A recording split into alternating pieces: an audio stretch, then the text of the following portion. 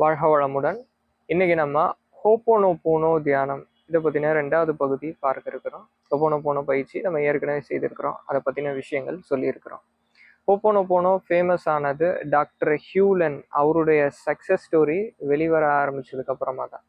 அவர் என்ன பண்ணாரு அப்படின்னா, உலகத்தில் ரொம்ப கொடூரமான ஒரு பிரிசன் ஜெயில், அங்கே இருக்கிற கிரிமினல்ஸ் எல்லாமே மென்டலி அஃபெக்டட். பொதுவாகவே ஒருத்தர் கொலை பண்ணுறாரு, ஒருத்தர் ஏதோ ஒரு கிரிமினல் விஷயங்கள் பண்ணுறாங்க அப்படின்னாலே அவங்களுடைய மனசு பாதிச்சிருக்குன்னு அர்த்தம்.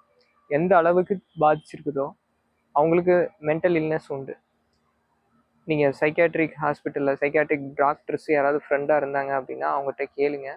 நியூஸில் வர ஒரு 40%லேருந்து 50%க்கு மேலேயே அவங்க சைக்காட்ரிக் பேஷண்ட்டு தான் நிறைய தவறுகள் பண்ணியிருப்பாங்க. அதனால் சைக்காட்ரிக் டாக்டரே சொல்லுவாங்க, கவனமாக மருந்துகள் கொடுத்துருங்க, இல்லைன்னா பெரிய விபத்து வர்றதுக்கு வாய்ப்பு இருக்குன்னு தான் சொல்லுவாங்க.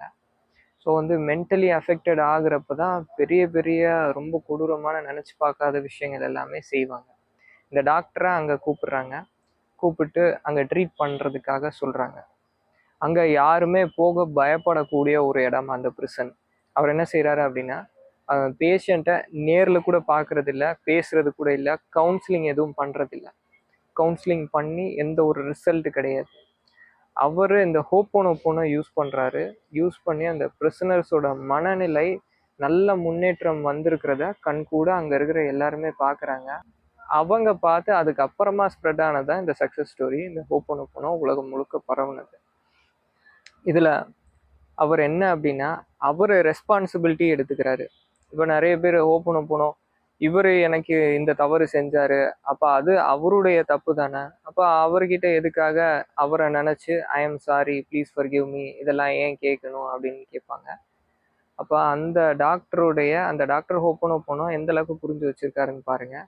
எது நடந்தாலுமே அது நம்மளுடைய ரெஸ்பான்சிபிள் தான். அப்போ இந்த பிரிசனர்ஸ் எல்லாமே தவறு செஞ்சுருக்குறாங்க அப்படின்னா, அவருடைய மனநிலை பாதிக்கப்பட்டிருக்கு அப்படின்னா அதுக்கு நான் தான் காரணம் அப்படின்ட்டு யூனிவர்ஸ் கிட்ட please forgive me, I am sorry, அந்த பிரிசனர்ஸை நினச்சி தேங்க்யூ, ஐ லவ் யூ, இது அப்படியே ரிப்பீட் பண்ணிட்டு இருக்கிறாரு. இதில் தான் வந்தது எல்லா மாற்றங்கள். இப்போ இந்த 4 வார்த்தைகள் அப்படின்றது ரொம்ப சக்தி வாய்ந்த வார்த்தைகள். இது எல்லாத்துக்குமே நம்ம யூஸ் பண்ணிக்கலாம். ஒரு உதாரணத்துக்கு, இப்போ ஒரு பொருள் நமக்கு தொலைஞ்சிருச்சு அப்படின்னா அப்போ அந்த பொருளை நினச்சி நம்ம இந்த ஹோப்போனோபோனோ ப்ரேயர் சொல்லலாம். இப்போ நேச்சர் இருக்குது, இயற்கை இருக்குது, my dear nature I am sorry. இதுவரை நம்ம தேவையில்லாமல் நேச்சருக்கு ஏதோ ஒரு தீங்கு செஞ்சுருக்கலாம். ஒரு பிளாஸ்டிக் கவரை கீழே போட்டுருக்கலாம், எதுனாலும் இருக்கலாம். Please forgive me, I am sorry, thank you, I love you அப்படின்ற அந்த வார்த்தைகள் ரிப்பீட் பண்ணணும்.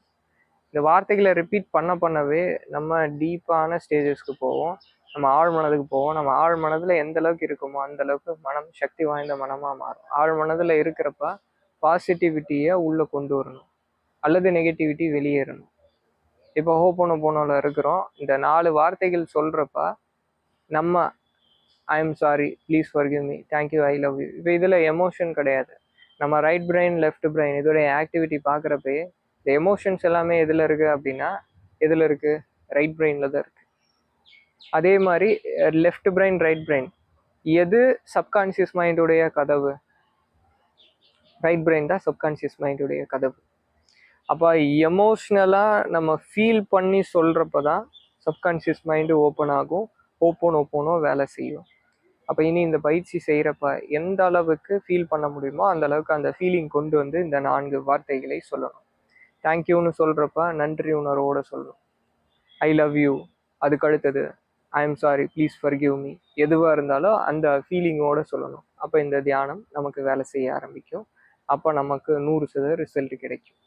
நன்றிங்க. வாழ்க வளமுடன்.